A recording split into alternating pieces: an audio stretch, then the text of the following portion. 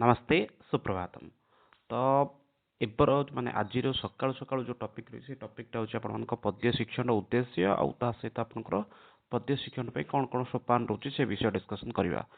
ବହୁତ important session ରହିଛି କାହିଁକିନା ଏଇ ୟୁନିଟ୍ଟାକୁ ବା ଏଇ ପାର୍ଟଟାକୁ ପଢ଼ିଦେଲା ପରେ ଆପଣଙ୍କର ୟୁନିଟ୍ 3 ରହିଲା ସେ ୟୁନିଟ୍ 3 ପୁରାପୁରି ଆପଣଙ୍କର କ'ଣ ହେଇଯିବ କମ୍ପ୍ଲିଟ୍ ହେଇଯିବ।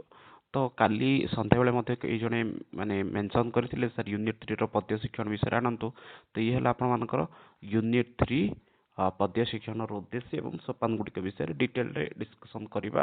ଆଉ ସବୁଠୁ ମୁଖ୍ୟ ବିଷୟ ଆଜି ତ ଆପଣମାନଙ୍କ ରବିବାର ଅର୍ଥ ହେଉଛି ପ୍ରାୟତଃ ଗତ 2-3ଟା ରବିବାର ଆମର କିଛି କ୍ଲାସ୍ ହେଇନଥିଲା, କିନ୍ତୁ ଯେହେତୁ ପରୀକ୍ଷା ପାଖେଇଲାଣି ସେଥିପାଇଁ ଆପଣଙ୍କର ଆଜି କ୍ଲାସ୍ ରହିଛି। ତା ସହିତ ଆପଣମାନଙ୍କର ମକ୍ ଟେଷ୍ଟ ଏଭେଲେବେଲ୍ ଅଛି, ତାକୁ ଯାଇକି ଆଟେଣ୍ଡ କରିପାରିବେ।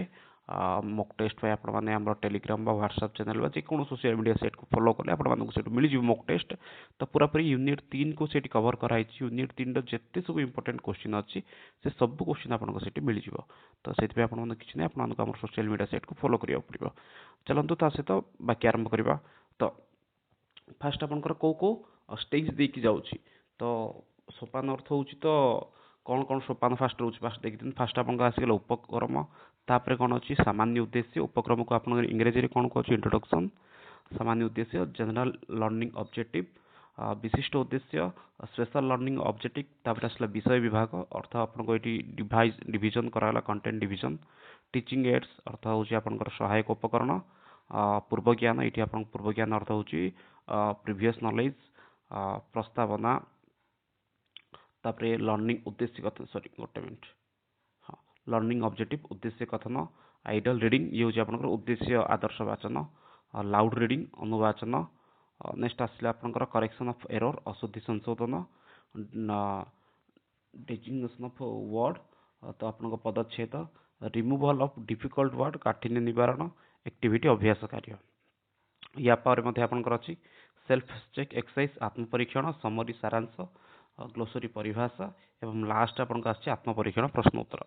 ତ ଗଦ୍ୟ ଶିକ୍ଷଣର ଆପଣ ଯେଉଁ ପ୍ରୋସେସ୍ ଥିଲା ଏଇଠି ମଧ୍ୟ ସମାନ ରୂପରେ ପ୍ରୋସେସ୍ ରହିଛି। ଖାଲି ଫରକ ଏତିକି, ସେଇଠି ପିଲା ମୌନ ବାଚନ କରୁଥିଲା, ଏଇଠି ସସ୍ୱର ବାଚନ କରିବ। ସେଇଠି ପିଲା ଅନୁବାଚନ କରୁଥିଲା, ଏଇଠି ପିଲା ସାମୟିକ ବାଚନ କରିବ। ଏମିତି ମାଇନର 2-3ଟା ଆପଣଙ୍କର ପ୍ରଭେଦ ରହିଛି, ନହେଲେ ସବୁ ସମାନ ଆପଣଙ୍କର ରହିବ। ତ ଫାଷ୍ଟ ଆମେ ଦେଖିଦେବା ଆକ୍ଚୁଆଲି ଆପଣଙ୍କର ଉଦ୍ଦେଶ୍ୟ କ'ଣ ରହିଛି। ତ ଯେକୌଣସି ବିଷୟରେ ଆମର 2ଟା ଉଦ୍ଦେଶ୍ୟ ରହୁଛି, ଗୋଟେ ସାମାନ୍ୟ ଉଦ୍ଦେଶ୍ୟ ଆଉ ଗୋଟେ ହେଉଛି ବିଶିଷ୍ଟ ଉଦ୍ଦେଶ୍ୟ। ତ ଫାଷ୍ଟ ପଦ୍ୟ ସାହିତ୍ୟର ସାମାନ୍ୟ ଉଦ୍ଦେଶ୍ୟ କ'ଣ। ତ ନର୍ମାଲି ଯଦି ଦେଖିବା ସଂସ୍କୃତ ସାହିତ୍ୟର ଶ୍ଲୋକ ଅତି ଉଚ୍ଚ କୋଟିର ବିଶ୍ଳେଷଣାତ୍ମକ ମଧ୍ୟ ଅଟନ୍ତି, ଏତେ ସନ୍ଦେହ ନାହିଁ। ସଂସ୍କୃତ ସାହିତ୍ୟରେ ଯେତେ ଆପଣଙ୍କର ଶ୍ଲୋକ ଦେଖିବେ ସବୁ ଶ୍ଲୋକ ବହୁତ ହାଇ ଲେଭେଲର ଶ୍ଲୋକ ଥିବ।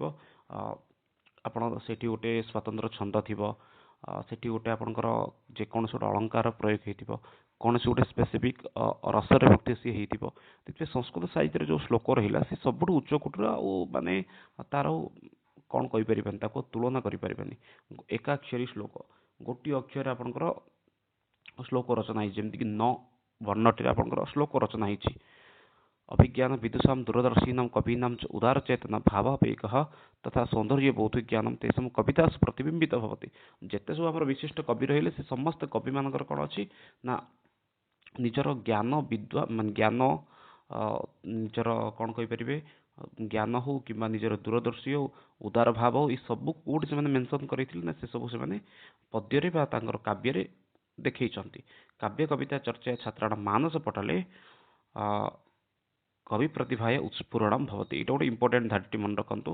କାବ୍ୟ କବିତା ଚର୍ଚ୍ଚା ଦ୍ୱାରା ଆକ୍ଚୁଆଲି କ'ଣ ହେଉଛି ନା କାବ୍ୟ କବିତା ଚର୍ଚ୍ଚା କରିବା ଦ୍ୱାରା ପିଲାମାନଙ୍କର ମନ ଭିତରେ, ମାନସ ପଟଳ ଅର୍ଥ ହେଉଛି ମନ ଭିତରେ, କବି ପ୍ରତିଭାୟ ସ୍ଫୁରଣମ୍ ଭବତି। କବି ଗୋଟେ ସେ ହେଇପାରିବ, ସେ ନିଜେ ମଧ୍ୟ ଗୋଟେ କିଛି ଲେଖିପାରିବ, ସେହିପରି ଜିନିଷ ମଧ୍ୟ ତା ମନ ଭିତରେ ଗୋଟେ ଅଟୋମେଟିକ୍ ଆସିଯାଉଛି।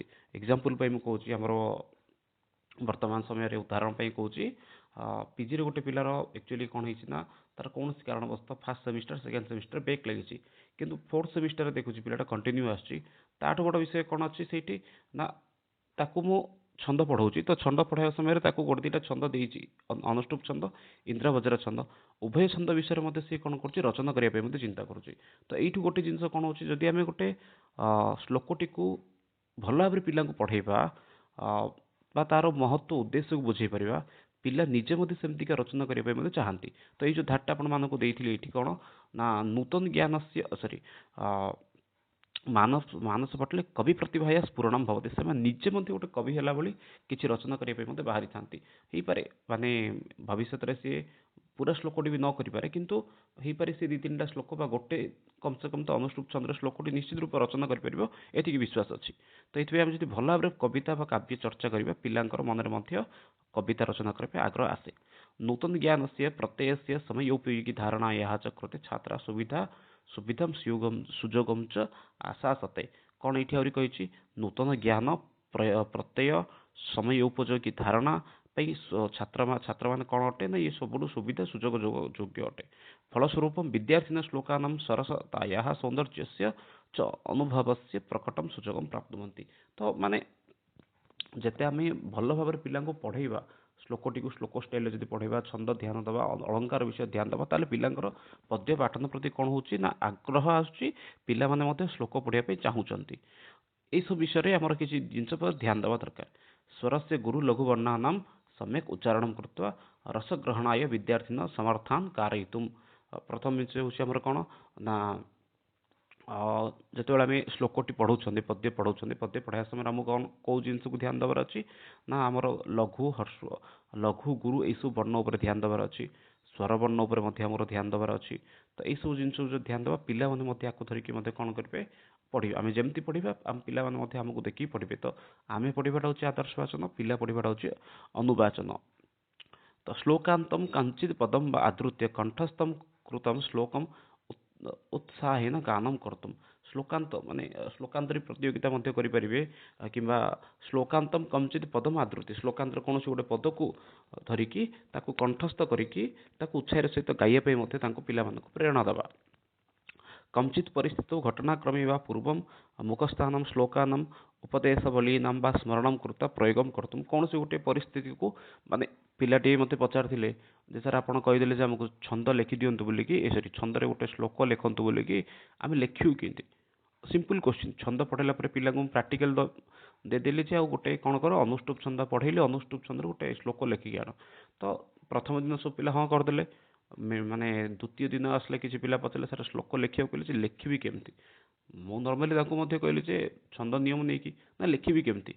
ତ ତା ପଚାରିବା ଅର୍ଥ ହେଉଛି ଯେ ସମସ୍ତେ ଲେଖିପାରୁନାହାନ୍ତି। ତାଙ୍କୁ କହିବାର ଉଦ୍ଦେଶ୍ୟ ଥିଲା ଯେମିତି ଗଦ୍ୟରେ ଗୋଟେ ଧାଡ଼ିଟି ଲେଖୁଛ ନିଜ ମନରୁ, ସେମିତି ନିଜ ମନରୁ ହିଁ ଗୋଟିଏ ଧାଡ଼ି ଗୋଟିଏ ବିଷୟକୁ ଆଧାର କରିକି ଲେଖିଦିଅ। ତାକୁ ଶ୍ଲୋକରେ ଲେଖ, ଶ୍ଲୋକ ସଦୃଶ ଲେଖ, ଆଉ ଯେଉଁ ନିୟମ ଦେଇଛି ଛନ୍ଦର ସେ ନିୟମକୁ ପାଳନ କର, ଅଟୋମେଟିକ୍ ସେ ଶ୍ଲୋକ ହେଇଯିବ। ତ ସେଇଥିପାଇଁ ଆମେ ମଧ୍ୟ ପିଲାଙ୍କୁ କ'ଣ କରିବା ଦରକାର ନା ଘଟଣାକ୍ରମ ବା ଯେଉଁ ଆମର କ'ଣ ରହିଲା ମୁଖ୍ୟ ସ୍ଥାନ ରହିଲା, ସେସବୁକୁ ବୁଝେଇକି ତାଙ୍କୁ ସ୍ମରଣ କରିକି ତାକୁ କ'ଣ କରିବା, ଘଟଣାକ୍ରମ ଅନୁସାରେ ତାକୁ ମଧ୍ୟ ଶ୍ଲୋକ ରୂପରେ ଲେଖିବା ପାଇଁ ମଧ୍ୟ ପ୍ରେରଣା ଦେବା। ବାଲ ଉପଯୋଗୀ କାଞ୍ଚନ ପଦାନି ଆଦୃତ୍ୟ ନାଟ୍ୟ ଅଭିନୟନ ଅଙ୍ଗଭଙ୍ଗୀ ପ୍ରଦର୍ଶନ ଭାଷା ସାହିତ୍ୟ ପ୍ରତି ଆକୃଷ୍ଟ କାରିତମ୍। ବାଲ ଛୋଟ ପିଲାଙ୍କ ପାଇଁ ଯେଉଁ ଉପଯୋଗୀ ପଦ ଗୁଡ଼ିକ ରହିଲା ସେଗୁଡ଼ିକୁ ଆଧାର କରିକି ଡ୍ୟାନ୍ସ କରିକି ପିଲାମାନଙ୍କୁ ଭାଷା ସାହିତ୍ୟ ପ୍ରତି ଆଗ୍ରହ କରିବା ମଧ୍ୟ ପଦ୍ୟ ସାହିତ୍ୟର ଗୋଟେ ଲକ୍ଷ୍ୟ। ବାଲକାନାं मनसि बाल्यकाल श्लोकावृत्तिं गीतावृत्तिं च कारयित्वा ଭାରତୀୟ ଐତିହ୍ୟಂ ପରମ୍ପରାಂ ସଂସ୍କୃତିଂ ଚ ପ୍ରତି ଦୃଷ୍ଟିପାତಂ कारयितुम्। ତ ନର୍ମାଲି ଦେଖନ୍ତୁ ଗୋଟେ ଉଦାହରଣ ଦେଇଛି, ପିଲାମାନଙ୍କୁ ପିଲାବେଳୁ ହିଁ କ'ଣ କରିବା ଦରକାର, ଶ୍ଲୋକ ଆବୃତ୍ତି କରିବା ପାଇଁ କହିବାକୁ ଦରକାର। ଆଉ ତାହା ଦ୍ୱାରା ସେମାନଙ୍କର କ'ଣ ହେଉଛି ନା ଭାରତୀୟ ଐତିହ୍ୟ ପରମ୍ପରା ପ୍ରତି ସେମାନଙ୍କର ଗୋଟେ ଦୃଷ୍ଟି ଆସିବ। ଧରନ୍ତୁ ଭାରତ ମାତାର ବର୍ଣ୍ଣନା କରାଯାଇଛି, ଐକ୍ୟ ମନ୍ତ୍ର ଏକତା ମନ୍ତ୍ର ସମ୍ପୂର୍ଣ୍ଣ ଭାରତ ବର୍ଷର ବର୍ଣ୍ଣନା କରାଯାଇଛି। ଯେପରିକି ନଦୀମାନଙ୍କ ବିଷୟରେ କୁହାଯାଇଛି, ଗଙ୍ଗା ଯମୁନା ସରସ୍ୱତୀ, ସେହିପରି କାବେରୀ, ପୁରା ମନେ ପଡ଼ୁନି ମୋର ମଧ୍ୟ ଏକତା ମନ୍ତ୍ରଟା, ମାନେ ରତ୍ନାକର ଧୌତ ପଦାମ୍ ହିମାଳୟ କିରୀଟିନିମ୍ ବ୍ରହ୍ମରାଜ ଶ୍ରୀ ରତ୍ନାଢ୍ୟମ୍ ବନ୍ଦେ ଭାରତ ମାତରମ୍। ତ ଏଇଠି ଆପଣଙ୍କର କ'ଣ ପୁରାପୁରି ରହିଲା, ଏଇଠି ଭାରତ ମାତାଙ୍କର ଚରଣ ସ୍ପର୍ଶ କରିବା ବିଷୟ ରହିଲା। ସମୁଦ୍ର ଯେଉଁ ଧୋଇ ଦେଉଛି, ତ କହିବାର ତାତ୍ପର୍ଯ୍ୟ ହେଉଛି ଏଇଭଳି ଶ୍ଲୋକ ଆକାରରେ ଯଦି ଗଦ୍ୟ ଆକାରରେ ଯଦି ପଢ଼ାଇଦେବା ପିଲାଟା ଭୁଲି ଯାଇପାରେ, କିନ୍ତୁ ପଦ୍ୟ ଆକାରରେ ଶ୍ଲୋକରେ ଯେତେବେଳେ ପଢ଼ା ହେଲା, ମାନେ ଏଇଟା ମୁଁ କେବେ ପଢ଼ିଥିଲି 2011 ମସିହାରେ ଶିଶୁ ମନ୍ଦିର ପିଲା, ତ ସେଇଠି ଶ୍ଲୋକ ବସିକି ପଢ଼ିବା ମାନେ ପ୍ରାର୍ଥନା ଆମର ଗୋଟେ କାଳାଂଶ ସାହେବର, ସେଇଠି ଡେଲି ଶୁଣି ଏଇଆ ମନେ ରହିଯାଇଛି। ତ ନର୍ମାଲି ଗଦ୍ୟ ଆକାରରେ କହିଲେ ମନେ ରହିବନି, କିନ୍ତୁ ଏଇ ଯେଉଁ ପଦ୍ୟ ଆକାରରେ ଆମକୁ ଡେଲି ଶୁଣା ଯାଉଥିଲା, ସେଇଥିପାଇଁ ଇଏ କ'ଣ ହେଉଥିଲା ଆମର ମୁଖସ୍ଥ ହେଇଯାଇଥିଲା। ଆଉ ମୋତେ ଭାରତୀୟତା ପ୍ରତି ମଧ୍ୟ ଗୋଟେ କ'ଣ ହେଉଛି, ଭାରତୀୟ ପରମ୍ପରା ପ୍ରତି ମଧ୍ୟ ଆମର ଗୋଟେ ଦୃଷ୍ଟିପାତ ଆସିଥାଉଛି। ମାନସିକ ସ୍ତରରେ ଲୁପ୍ତ ସୁପ୍ତ ପ୍ରାୟ କଳ୍ପନା ହେ ବୋଧଶକ୍ତି ସମୀକ୍ଷାତ୍ମକ ଭାବସ୍ୟ च ଉନ୍ମେଷାୟ ଛାତ୍ରାନ୍ ସଚେତାନମ୍ କର୍ତ୍ତୁମ୍। ଯେଉଁ ପିଲାମାନେ କ'ଣ ହେଇଥାନ୍ତି, ଲୁପ୍ତ ହେଇଯାଇଥାନ୍ତି, ଟିକେ ଆକ୍ଟିଭ ନଥାନ୍ତି କ୍ଲାସରେ, ସକାରାତ୍ମକ ନଥାନ୍ତି, ସକ୍ରିୟ ନଥାନ୍ତି, ସେମାନେ ମଧ୍ୟ ପଦ୍ୟ ପଢ଼ିବା ଦ୍ୱାରା ମଧ୍ୟ ସେମାନେ ସକ୍ରିୟ ହେଇଯାଇଥାନ୍ତି। ସେହିପରି ଭାବରେ ସୃଜନାତ୍ମକ ଶକ୍ତି ଉଦ୍ଭାବାୟ ଆବେଗସ୍ୟ ପରିସ୍ଫୁरणମ୍ ଆନନ୍ଦମ୍ ଅନୁଭୂତିಂ च ସୃଷ୍ଟ ମନସି ବସୁଧୈବ କୁଟୁମ୍ବକମ୍ ଇତି ଚେତନା ସୃଷ୍ଟି କର୍ତ୍ତୁମ୍। ସୃଜନାତ୍ମକ ମାନେ ପ୍ରତ୍ୟେକ ବିଷୟ ପଢ଼ିବା ପଛରେ ଆମର ଲକ୍ଷ୍ୟ କ'ଣ? ସୃଜନାତ୍ମକ ସେ କିଛି ନୂଆ କରୁ। ତ ଶ୍ଲୋକ ପଢ଼ିକି ମଧ୍ୟ ବା ପଦ୍ୟ ଶିକ୍ଷଣ ଦ୍ୱାରା ମଧ୍ୟ ସିଏ କ'ଣ କରୁ ନା କିଛି ନୂଆ ଶ୍ଲୋକ ରଚନା କରୁ ବା କିଛି ମଧ୍ୟ ନୂଆ କରୁ। ସେଇ ଜିନିଷଟା ଆମ ମନ ଭିତରେ ସଦୃଢ଼ ରହିବା ଦରକାର ଏବଂ ତା ସହିତ ବସୁଧୈବ କୁଟୁମ୍ବକମ୍ ଭାବନା ମଧ୍ୟ ରହିବା ଦରକାର। ସାମାନ୍ୟ ଉଦ୍ଦେଶ୍ୟ କ'ଣ କ'ଣ ନା ସଂସ୍କୃତ ଗଦ୍ୟ ପଦ୍ୟ ସାହିତ୍ୟ ପ୍ରତି ରୁଚି ଉତ୍ପାଦନ, ସଂସ୍କୃତ ଗଦ୍ୟ ପଦ୍ୟ ସାହିତ୍ୟ ପ୍ରତି ରୁଚି ଉତ୍ପାଦନ କରିବା, ନୀତି ଗତି ଲୟ ଭାବାନୁସାର ଗାୟନମ୍ ପଠନ କ୍ଷମତା ଅଭିବର୍ଦ୍ଧନମ୍, ଯେଉଁ ଆମର କ'ଣ ରହିଲା ୟତିପାତ ରହିଲା, ସ୍ୱର ଉଚ୍ଚାରଣ ରହିଲା, ଏସବୁ ଜିନିଷକୁ ଦେଖିକି ଗାନ କରିବା ଦରକାର। ବାକ୍ୟ ସୌନ୍ଦର୍ଯ୍ୟ ବୋଧ ପ୍ରଦାନମ୍, ସାମାନ୍ୟ ଉଦ୍ଦେଶ୍ୟ କ'ଣ ବାକ୍ୟଟି ଯେପରି ସୌନ୍ଦର୍ଯ୍ୟ ବୋଧ ହେବ ସେପରି ଭାବରେ ମଧ୍ୟ ଆମେ ତାକୁ ଶିଖାଇବା ଦରକାର। କଳ୍ପନା ରଚନା ଶକ୍ତି ବିକାଶ ସାଧନମ୍, କଳ୍ପନା ମାନେ ପଦ୍ୟଟି ପଢ଼ାଇଲା ପରେ ତାକୁ ନେଇକି ସେ ଗୋଟେ ନିଜେ କିଛି ରଚନା କରିବ, କଳ୍ପନା ଶକ୍ତିରେ ମଧ୍ୟ ବିକାଶ କରିବା। ଚରିତ୍ର ନିର୍ମାଣ ଉପଯୋଗୀ ଶିକ୍ଷା ପ୍ରଦାନ, ପଦ୍ୟ ପଢ଼ିବା ଦ୍ୱାରା ପଦ୍ୟ ପଢ଼ିବାର ଆଉ ଗୋଟେ ମଧ୍ୟ ସାମାନ୍ୟ ଉଦ୍ଦେଶ୍ୟ କ'ଣ ଗୋଟେ ଭଲ ଚରିତ୍ରବାନ ବ୍ୟକ୍ତି ହେଇପାରିବ ସେଇ ବିଷୟକୁ ମଧ୍ୟ ମାନେ ଶିକ୍ଷା ଦେବା। ତାପରେ ଆପଣଙ୍କ ଆସିଲା ପୁରୁଷାର୍ଥ ଚତୁଷ୍ଟ ଧର୍ମ ଅର୍ଥ କାମ ମୁଖ୍ୟ ରୂପକମ୍ ଚତୁର୍ବର୍ଗ ଫଳ ପ୍ରାପ୍ତି ନିମିତ୍ତମ୍ ଉପାୟ ଶିକ୍ଷଣମ୍। ସେପରି ଭାବରେ ଭାରତୀୟ ସଂସ୍କୃତି ପରମ୍ପରା ବିଷୟରେ ଜ୍ଞାନ ପ୍ରଦାନ, ଭାରତୀୟ ସଂସ୍କୃତି ଏବଂ ପରମ୍ପରା ବିଷୟରେ ଜ୍ଞାନ ପ୍ରଦାନ କରିବା, ତାହା ମଧ୍ୟ ଆମର ଗୋଟେ କ'ଣ ରହିଛି ନା ସାମାନ୍ୟ ଉଦ୍ଦେଶ୍ୟରେ ଗୋଟେ ଅନ୍ତର୍ଭୁକ୍ତ ଅଟେ। ମାତୃଭାଷା ସାହାଯ୍ୟରେ ସଂସ୍କୃତ ଅନୁବାଦ ଦକ୍ଷତା ବର୍ଦ୍ଧନ, ମାତୃଭାଷା ସାହାଯ୍ୟରେ ସଂସ୍କୃତ ଅନୁବାଦ ଦକ୍ଷତାକୁ ମଧ୍ୟ ବଢ଼େଇବା। କାହିଁକିନା ସିଏ ଆପଣଙ୍କର ନର୍ମାଲି ମାନେ ବହୁତ କ'ଣ ଥିବ କହିପାରିବେ ଯେ ପଦ୍ୟ ଆକାରରେ ଥିବ, ତାକୁ ଟ୍ରାନ୍ସଲେସନ୍ ଯେମିତି ହେଲେ କରିବା, ତ ତାହା ମାଧ୍ୟମରେ ମଧ୍ୟ ସଂସ୍କୃତ ଅନୁବାଦ ଦକ୍ଷତା ମଧ୍ୟ ବଢ଼ିଲା। ଆମର ଅନ୍ତର୍ନିହିତ ଚିନ୍ତନ ଶକ୍ତି ଆଶୁ ବୃଦ୍ଧିକରଣ, ମନ ଭିତରେ ଯେଉଁ ଚିନ୍ତନ ଶକ୍ତି ରହିଛି ତାହାର ମଧ୍ୟ ସାମାନ୍ୟ ବୃଦ୍ଧି ମଧ୍ୟ ଏହାର ଗୋଟେ ଲକ୍ଷ୍ୟ ଅଟେ। ଶବ୍ଦ ଭଣ୍ଡାର ସେ ବୃଦ୍ଧି, ଶବ୍ଦ ଭଣ୍ଡାର ବୃଦ୍ଧି ଆପଣଙ୍କର ଗଦ୍ୟରେ ମଧ୍ୟ ରହିଛି, ପଦ୍ୟରେ ମଧ୍ୟ ରହିଛି, ବହୁତ ଗୁଡ଼ିଏ ଶବ୍ଦ ନୂଆ ନୂଆ ଆସିବ, ତାଦ୍ୱାରା ପିଲାଙ୍କର କ'ଣ ହେଉଛି ଶବ୍ଦ ଭଣ୍ଡାର ମଧ୍ୟ ବୃଦ୍ଧି ହେଉଛି। ବ୍ୟାକରଣଗତ ଅଶୁଦ୍ଧି ନିବାରଣ, ବାରମ୍ବାର ଯେତେବେଳେ ସେ ଗୋଟେ ଶ୍ଲୋକ ପଢ଼ୁଛି ବା ପଦ୍ୟ ପଢ଼ୁଛି ତାଦ୍ୱାରା ତାର ବ୍ୟାକରଣଗତ ଅଶୁଦ୍ଧି ଯାହା ରହୁଥିଲା ତାହା ମଧ୍ୟ ଧୀରେ ଧୀରେ ଦୂର ହେଇଯିବ। କାହିଁକିନା ସେ ରିପିଟ୍ କରୁଛି, ବାରମ୍ବାର ଶ୍ଲୋକଟିକୁ ପଢ଼ୁଛି, ଘୋଷୁଛି, ସେଥିପାଇଁ ତାର କ'ଣ ହେଉଛି ବ୍ୟାକରଣଗତ ଅଶୁଦ୍ଧି ମଧ୍ୟ ଦୂର ହେଇଯାଉଛି।